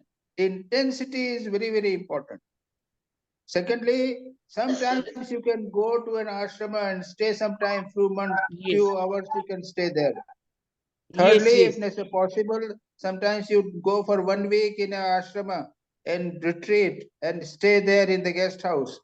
Like that, you have to do practice. As a matter of fact, you are in Bhubaneswar, so you have got a great opportunity, a great ashrama is there. Try to spend as much as time as possible there. You will get pure thoughts. Yes, that is what I'm doing, Swamiji. Thank you, Swamiji. My third question is on happiness, page 265. How to make God the be all and end all of one's existence? God be all in one, no, huh? Yes, sir. May God once be all and make God. Yes. He has said this to be a brahmachari devotee. That is, read the whole chapter. I have suggested it. Yes, I have read it and I understood it was for a brahmachari. But how does it apply to us? No, there are many things. You know, we have to see how much is applicable to you, how much is not applicable to you.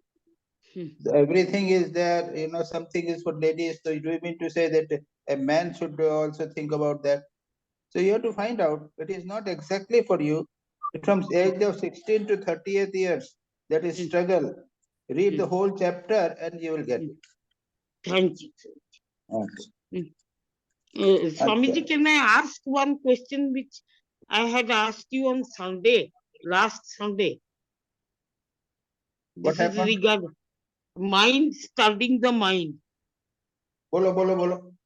This is from Complete Works, Volume 1 of Swami Vivekananda, Raja Yoga, Chapter 1, Introductory, page 131. Here Swami Vivekananda says, it is easy to concentrate the mind on external things. The mind naturally goes outwards, but not so in the case of religion or psychology or metaphysics, where the subject and object are one.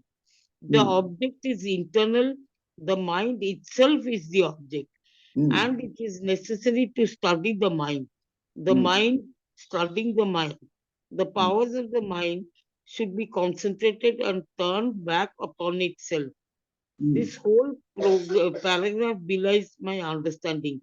How to study the mind by the mind? Once the mind reveals the innermost secrets, what to do? No, we just know, you know, we have discussed earlier. Yes. Then you say, isn't it? I was not able to concentrate, isn't it? Yes.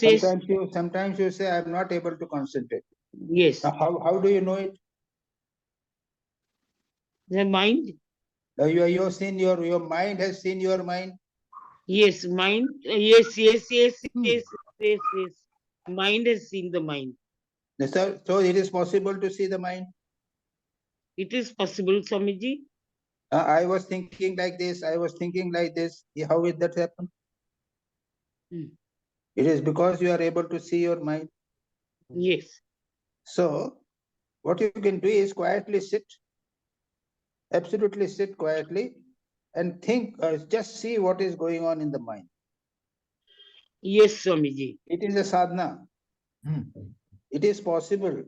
Just sit, not think of anything. Just think, see what is going on in the mind. Yes, Swamiji. Yes. This is the And then what will happen at higher level?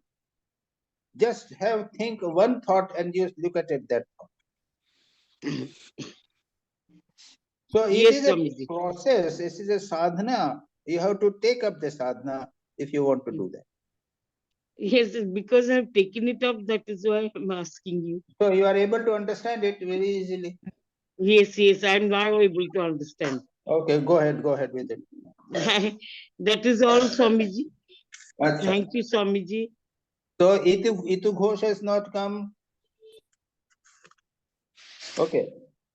Anyone remaining? Myself, Maharaj. And me also. Kaun? Nivedita. Oh, Nivedita. अरे क्या हुआ तुम्हारा page कहाँ रह गया? हाँ Nivedita. Okay, yes. हाँ. What मेरा दो ही प्रश्न है. पहला है what is the meaning of सर्व धर्म परित्यज्य? हाँ. तो ये इसका अर्थ क्या हुआ मतलब? अच्छा. सर्व धर्म, तो धर्म बहुत सारे कैसे हो गए? वर्णाश्रम धर्म बोलते हैं ना? हाँ, वर्णाश्रम धर्म. यस. तो वर्ण कौन से हो गए? ब्राह्मण, क्षत्रिय, वैश्य, शूद्र वर्ण हुए. और चारों के अपने अपने धर्म यानी क्या है, कोड्स ऑफ कंडक्ट, कैसे रहना चाहिए, अच्छी तरह रहना चाहिए, नोबल लिविंग। तो जो क्षत्रिय है उसके लिए धर्म है युद्ध करना, लेकिन ब्राह्मण के लिए धर्म नहीं है युद्ध करना। तो सब धर्म अलग हो गए। ठीक है। अच्छा, ये सर्व है। और ब्राह्मण, उसके बाद में फिर ब्रह्मचर्य, गृहस्थ, वानप्रस्थ, सन्यासी। तो इनके भी अलग अलग, सन्यासी का जो धर्म है वो गृहस्थ का धर्म भिन्न है। तो अपने अपना धर्म उनको पालन करना है। अगर सन्यासी जो है वो गृहस्थ का धर्म पालन करेगा तो पाप होगा, और अगर गृहस्थ सन्यासी का धर्म पालन करेगा तो बुरा होगा। तो ये हुए अलग अलग प्रकार के धर्म हो गए ना। इसी को स्वामी जी भगवान कह रहे हैं, सर्वधर्मान परित्यज्य। जितने भी धर्म है, कोई भी धर्म है, उसको तुम इम्पोर्टेंस मत दो। इट इज प्रिलिमिनरी, प्रारंभ में तुम्हारे मन को एकाग्र करने के लिए, लेकिन अब इसके बाद में एक स्थिति जब आएगी जब तुम उसके ऊपर चले जाओगे। सर्वधर्मान परित्यज्य। तो श्री कृष्ण ने, भगवान ने किसको कहा? इसको अर्जुन को कहा। अर्जुन युद्ध नहीं करना चाहता था, तो पहले तो उनको कहा कि धर्म को पालन करो, और आखिरी में जाके 17वें चैप्टर में या 18 चैप्टर, सर्वधर्मान परित्यज्य, 18वें में, हाँ, सबसे ऊंचा, सबसे हाईएस्ट है ये। जब अपने धर्मों का अच्छी तरह पालन करोगे, उसके बाद एक स्थिति आएगी जब तुम समस्त धर्मों को पालन त्याग करके, तो फिर भगवान खुद करेंगे। ऐसे व्यक्ति को का सारा काम, संन्यास का सारा कर्म, सारा उसका योगक्षेम जो है वो भगवान खुद करेंगे। मैं तुम्हारी रक्षा करूंगा, तुमको जो आवश्यकता है वो उसको दूंगा, और तुम्हारी रक्षा करूंगा, वो सब मैं करूंगा। सर्वधर्मान परित्यज्य मामेकम शरणम वह अहम त्वा सर्व पापेभ्यो मोक्षयास्मि। मैं तुम्हारे सारे पाप जो है, धर्म के पालन करने न करने से जो पाप होते हैं, उनसे मोक्ष कर दूंगा। और योगक्षेमम वहाम्य, हम बार बार भगवान कहते हैं मैं करूंगा, अगर पूर्ण रूप से इस प्रकार से कोई व्यक्ति समस्त इच्छाओं को छोड़ के शरणागत हो सके। मतलब अल्टीमेट सरेंडर हुआ, अल्टीमेट सरेंडर हुआ। ये बहुत ऊंची बात है। इसी को चरम श्लोक बोलते हैं। महाराज शंकराचार्य के भाष्य में थोड़ा कैसे अलग टाइप से लिखा है। क्या लिखा है उन्होंने? समस्त धर्मों को, अर्थात जितने भी धर्म हैं सबको यहाँ नैष्कर्म्य का प्रतिपादन करता है। अधर्म शब्द से अधर्म का भी ग्रहण किया जाता है। जो बुरे चरित्र से विरक्त नहीं हुआ, धर्म और अधर्म दोनों को छोड़ इत्यादि श्रुति और स्मृति में यही सिद्ध होता है। सब धर्मों को पता नहीं। ये समझ में नहीं आ रहा मुझे। आपने ठीक कहा है, मुझे भी समझ में नहीं आ रहा है। हाँ, ये समझ में नहीं, आपने बराबर कहा, वो ही हमको समझ। अच्छा, दूसरा प्रश्न है मेरा, जो 267 पेज में है। यहाँ पे जो है रिएक्शन की बात है। Divine enjoyments will get no reaction, all other enjoyments do have reaction. इसको जरा आप समझाइए। यानी वर्ल्डली एंजॉयमेंट की बात कर रहे हैं ना? हाँ, वर्ल्डली एंजॉयमेंट में, वर्ल्डली एंजॉयमेंट में है, उसके बाद में वो स्टेल हो जाता है, फिर मजा नहीं आता। शुरू में तो खाना पीना मजा लगता है, उसके बाद में लूज इंटरेस्ट, वैसे ही हो जाता है। और कम डिवाइन एंजॉयमेंट में या फिर उसका रिएक्शन विपरीत हो जाता है। या तो वो इट बिकम्स स्टेल और इट बिकम्स अगेंस्ट यू, रोग हो जाता है, बीमारी हो जाती है, सब हो जाता है। तो ये चीजें स्पिरिचुअल एंजॉयमेंट में नहीं होती। Okay, thank you. Maharaj, reaction can be taken as karmaphal also ना? नहीं, कर्मफल मतलब आपने कुछ किया था, उसको फल को भोगना भी पड़ेगा। मतलब साधना का इफेक्ट। ज्यादा खा लिया तो उसका भी असर भोगना पड़ेगा, कर्मफल नहीं होगा। वो तो एंजॉयमेंट की बात है यहाँ पे, एंजॉयमेंट की बात। ठीक है, कोई बताए कि नहीं? यस स्वामी जी, मेरा बच्चा है। और तुम शिवानी मालिनी? यस स्वामी जी। तो मालिनी ने पहले प्रश्न पूछा नहीं? मैंने भेजा ही Swami ji, you know because of problem मैं किधर भी भेजू नहीं आ रहा है, क्या बताऊं? I didn't get your question. I'm telling you there's a problem. उन्होंने मुझे भेजा मैसेज में पर हाँ। मैसेज में जब भेजा तो मुझे लगता है कि मैसेज वो आपको भी भेज देती हैं, इसलिए हाँ मैंने भेजा था उनको। और क्या हो रहा है ना, जिधर भी मैं भेजूं, I am having a certain problem due to which they are not getting my messages. अच्छा Malini ji, I will request you कि आप मुझे ईमेल में एक साथ लिख के भेज दीजिए तो मैं फॉरवर्ड कर देता। मुझे लगा टेक्स्ट मैसेज भेज रहे हो तो महाराज को भी भेज रहे हैं। मैंने स्वामी जी को भेजा था। अच्छा नहीं नहीं, मेरे को नहीं मिला भाई। I am telling you Swami ji, मैं कुछ भी करूं, ईमेल से करूं या ये करूं, देयर इज अ प्रॉब्लम। अच्छा मुझे आप भेज दीजिए मालिनी जी। थ्रू संजय, आप ना मेरी through Sanjay, talk to Sanjay. अच्छा okay, he won't understand, it's something esoteric. The problem is something beyond my control. No, And no, beyond anyway, you discuss with Sanjay and all the questions are coming to me through Sanjay. Okay. तो आप मालिनी जी इस बार ना वो message किया था, text message आपने, तो I got confuse कि लास्ट टाइम की जैसा महाराज को भेजे होंगे। आप ईमेल में भेज दीजिएगा ताकि मैं एक ईमेल फॉरवर्ड कर दूंगा। Sure. Ji ji. I will ring you up nevertheless. Ji. Okay. Now Swamiji, this is page number 256. What is the goal of sadhana? It is to realize God and to attain his grace. This is what is being quoted. Now my question here is, Swamiji, can you please explain what does realization of God really mean? Does it mean seeing him with open eyes? But just now, as we discussed also, that even seeing God, it's a temporary joy. You know, you will see God. So what does realization really mean is my question to you. Okay, okay. Now this is, first of all, anyway, it is a very high thing. It is purely this question has no meaning for we people. We don't really want realization. We cannot do what Thakur did. Thakur prayed. Sri Ramakrishna prayed intensely, God, Mother, give experience, give me, give me, give me. And he had a vision of Thakur, Mother, isn't it? Yes. And Sri Ramakrishna used to say, I see God as I see you in front of me. People were sitting. And then he adds, but in more intense sense. That means that it is not merely seeing with eyes open. Even with closed eyes you are seeing. Even inside your heart you are seeing. You are identifying yourself with God. So this becomes a real realization, जिसे हम God realization या vision कहते हैं, उसमें you become one as it were with the reality of which you are meditating. Oh, wonderful. Swamiji, then a second question. Page 260. Work can never be the goal of life, but selfless work is a means for God's realization. Now,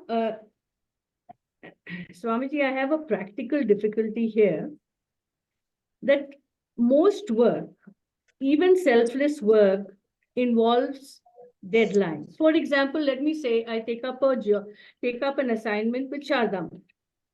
Now, when I have an assignment given to me, I may do sadhana, but what will happen is in the back of my mind, while I'm doing sadhana, the subconscious mind is, very smart. It's trying to troubleshoot, this problem happened now, let me do this better, let me do that better. This is the way. It's always troubleshooting. If you always get so involved in your work that the main goal, like they say, all the saints say that you leave everything, but only God is your goal. But when you take up selfless work, it doesn't, God kind of doesn't remain your goal. Because your subconscious mind is I must finish the work. Oh no, I have not done it. I have to do this. How do I plan this? This is what's going on even when you're doing sadhana. This is the problem. What does one do to improve the quality? I don't, that sadhana that you suffer. You What see, you're mixing. I mean, whenever next time you ask questions, must be clear. When you are explaining it, you are mixing with so many things. Anyway, I understand. Now, as a doctor, I used to do work. And when I used to come, I used to realize that I have to read this book because these type of cases are coming. So I would also devote some time for that. But when I used to meditate, I used to meditate. So why should there be any difficulty? Work is there. For work-related things, problems will arise definitely, and you will have to solve them also. You will find a solution also, intellectual solution, practical solution. You are in the field of work, and that is a nishkam karma. That is also karma yoga. But when that has been done, you have in morning and in the evening, you sit for meditation, and that time you should not come think of my God, of work. But subconscious, I can control my conscious mind. No, that subconscious has not yet been ready. So you are in subconscious mind, it is not yet there. God realization, the goal of life, has the subconscious mind has not accepted it. Got it. Maharaji, if one sits down for sadhana very early in the morning, then such thoughts also don't come. That is also one way. Later. No. Her problem is a little different, which I just now pointed out, and which is problem probably with many of us. That God realization is not the real goal. You must intensely, subconsciously, that experience, that feeling must be there. That whether I am doing karma or I am doing meditation, it is God realization is the goal of life. Then the moment you do it, most of the problems will be solved. Swamiji, there's one third question which is arisen as Satishi was asking a question. Can I ask that? Quickly. Okay. Swamiji, desire, even small desires. Now, suppose I want to become more and more serious about God realization. Desire, is it that then I should not satisfy the smallest desire? Is that the way? Or suppose something comes is different, but I should not seek any desire other than only. As far as possible, don't go in for fulfillment of the worldly desires unless they are very, very strong and you cannot do it without them. Okay. Thank you very much, Swamiji. Okay. Got it. Okay. Yes.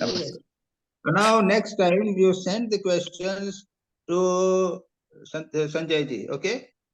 Yes, I will discuss it with him. What's the problem? It still may not reach him. I will talk to him. So that is the problem. Okay. So everyone, namaskar. Yes. सब लोगों से मिले हैं? शांति मंत्र करिए महाराज। महाराज जी next class क्या होगा? Next class हाँ भाई, सब लोग आ गए। शांति मंत्र कर लें। हाँ। ओम शांति शांति शांति शांति